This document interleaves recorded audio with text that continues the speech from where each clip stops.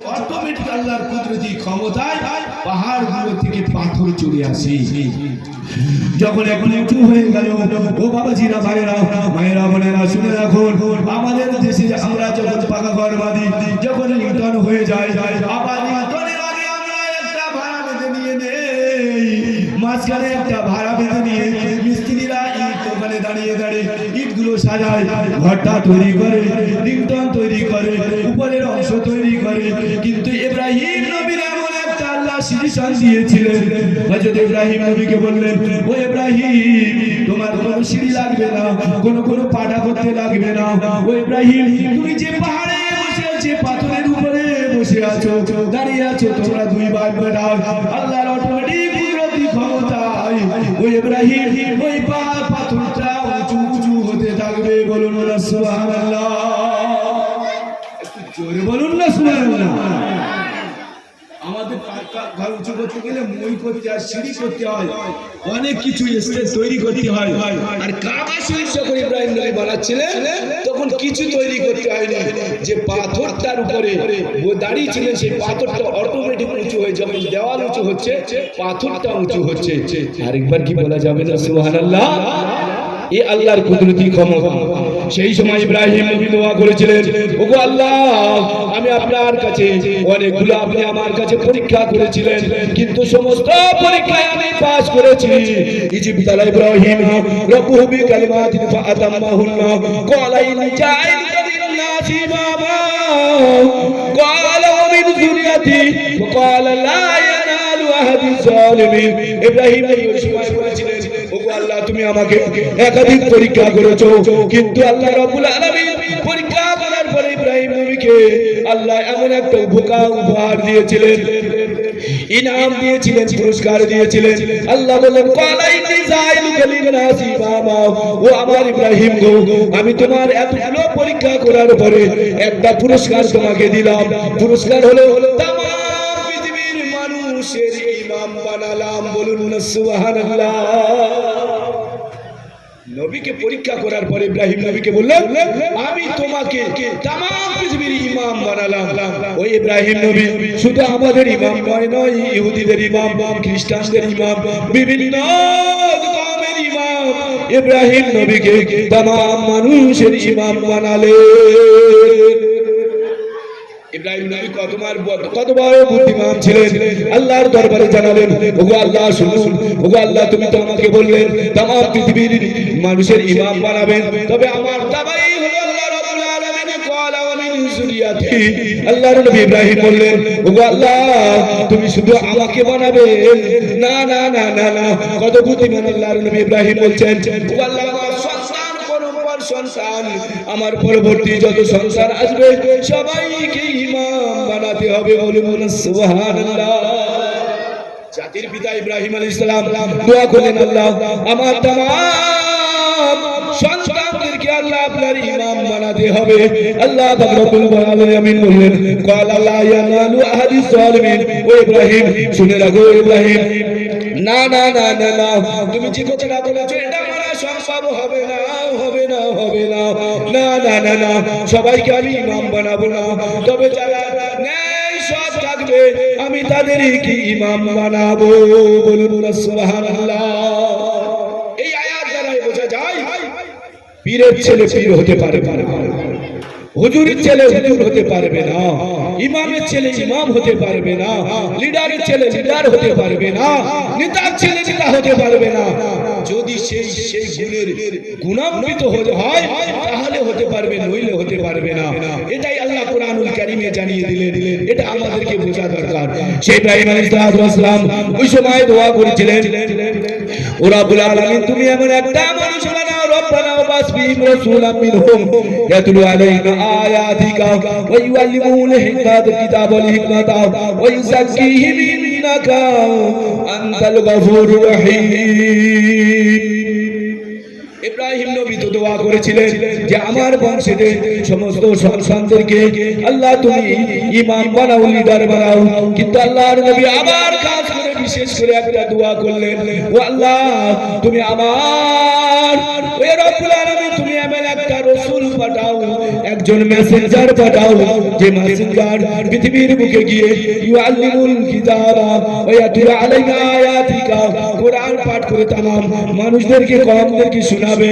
আর সেই সাথে সাথে ওই ইউআল্লিমুল কিতাবা তাদেরকে কিতাব শিক্ষা দেবে, আল হিকমাত শিক্ষা দেবে, জ্ঞান গরিমা শিক্ষা দেবে, আহকাম শিক্ষা দেবে, ওই যাক্কিহিম তাদেরকে পবিত্রতা বানাবে, তাদেরকে এমন দুধ পবিত্র বানাবে।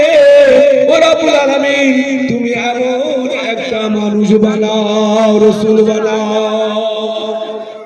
ইব্রাহিম নবী দোয়া করলেন, আল্লাহ আমার সন্তান আমার বংশে থেকে এমন মানুষ বানাও। ইব্রাহিম ইসলামের দুটো ছেলে ছিল, একটার নাম হলো ইসমাইল, অপর নাম হলো ইসহাক। ইসহাক নবীর বংশেতে আল্লাহ ৭০,০০০ পয়গম্বর পাঠিয়েছিলেন। ইসমাইল আলাইহিস সালাতু ওয়াস সালামের বংশেতে একটা মাত্র নবী পাঠিয়েছিলেন। সেই নবীর জন্য বিশেষ করে ইব্রাহিম আলাইহিস সালাম দোয়া করেছিলেন। সেই নবী হলেন আমার আপনার নবী সরকারে দো আলম সাইয়্যিদুল মুরসালিন রাহমাতুল লিল আলামিন। বলুন সুবহানাল্লাহ। আল্লাহ পাক দোয়া আল্লাহর কাছে দোয়া করেছিলেন ইব্রাহিম নবী এমন একটা রাসূল বানাতে, সেই রাসূলের তিনটে গুণ থাকবে। এক নম্বর গুণ হলো সে পাঠ করবে, কোরআন পড়বে, কোরআন শিক্ষা দেবে।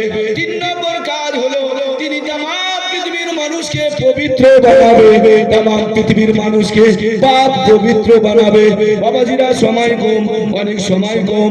বাবাজিরা আপনাদের কি বুঝাবো, কোরআন থেকে হাদিস থেকে যদি আপনাদের বুঝাই যে এমন একটা রাসূল এসেছে এমন পবিত্র বানিয়েছেন, যে মানুষটা ছিল কিছুদিন পূর্বে এমন জাহেল এমন মূর্খ ছিল, কিন্তু নবীর হাতে যখন বায়াত গ্রহণ করলেন, নবীর সহচর্য যখন আসলেন, নবীর সংস্পর্শে আসলেন, আসার পরে এমন পবিত্র হয়ে গেল, ইতিহাস কিয়ামত পর্যন্ত তাদের নজির হয়ে যায়। বলুন না সুবহানাল্লাহ। শুধু তাই নয়, কুরআনুল কারীমে একাধিক আয়াত তাদের জন্য প্রমাণ স্বরূপ রয়ে গেছে। ওয়াইদা কিলা লাহুম আমিনু কামা আমানান নাস ক্বালু আনুমিনু কামা আমানান নাস ক্বালু আনুমিনু কামা আমানাস সুবাহা আলা ইন্নাহুম সুবাহা ওয়ালাকিন লা ইয়ালামুন রাদিয়াল্লাহু আনহু ওয়া রাদু আনহু। এমন করে বড় আয়াতে কারিমা এই প্রসঙ্গে সাহাবাদের প্রসঙ্গে নাযিল হয়েছে।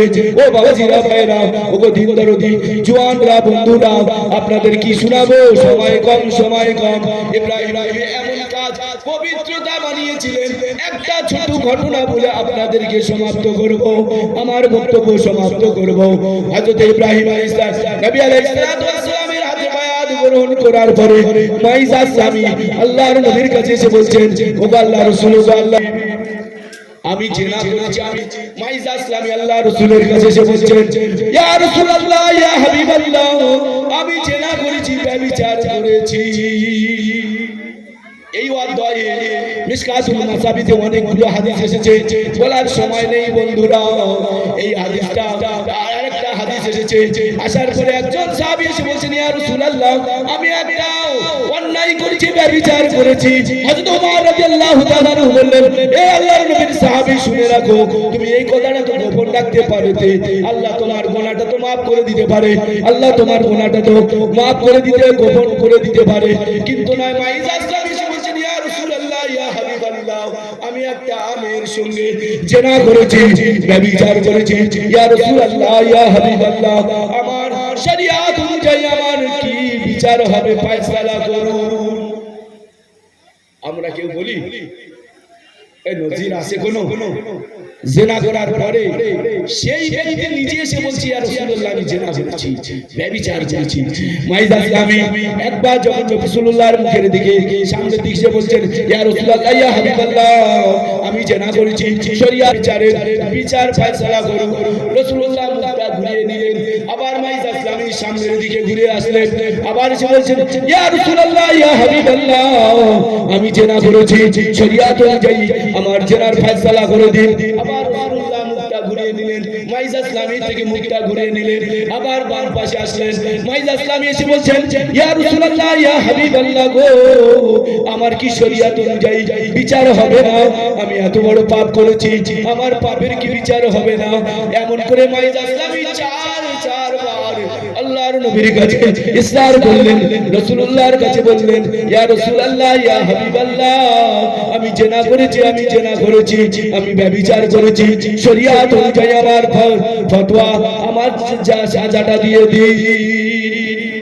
রাসূলুল্লাহ উমরকে বললেন, সাহাবাদেরকে বললেন, ও আমার সাহাবারা, ওই মাইজা ইসলামের জন্য তুমি শরীয়ত অনুযায়ী ব্যবস্থা করে দাও। হযরত মাইজা ইসলামী জনসমুদ্রের মাঝখানে একটা গর্ত খুলে হযরত মাইজা ইসলামীকে পাথর ছুঁড়ে ছুঁড়ে যখন মারা হয়, হযরত মাইজা ইসলামী পাথর ছুঁড়ে একটা বড় পাথর ছুঁড়ে যখন মাইজা ইসলামীকে মারা হয়েছিল, সেই মাইজা ইসলামীর মাথায় আঘাত লেগে পাথরের টুকরা বা হাড়ের টুকরাটা যখন মারা হলো, রক্তটা ছিটে উমরের গায়ে লেগে যায়। উমর ওই সময় বলেন, নাপাক নাপাক বলে বলেছিলেন। ওই সময় আল্লাহ রাসূল বলেছিলেন, ও উমর, না না না না না, মাইজ তওবা করেছে, ওই তওবাটা যদি तमाम পৃথিবীর মানুষের মাঝে ভাগ করে দেওয়া হয়, তবুও মাইজের তওবার সমতুল্য হবে না। বলুন না সুবহানাল্লাহ, বলুন না সুবহানাল্লাহ। একটা ঘটনা নয়, হাদিস পাক খুললে একাধিক ঘটনা রয়েছে যে আল্লাহ রাসূল কিভাবে তাদেরকে পবিত্রতা বানিয়েছেন। রাসূলের তিনটি গুণ বললেন। এক নম্বর গুণ হলো তিনি কোরআন পড়বেন, কোরআন শিক্ষা দেবে, আহকাম শিক্ষা দেবে। দ্বিতীয় কাজ হলো সেই সমস্ত মানুষকে পুত পবিত্র বানাবেন। আমাদের সবার কাছে অনুরোধ, বাবাজিরা, ভাইরা, আলহামদুলিল্লাহ সময় হয়ে গেছে। আমরা যারা এখনো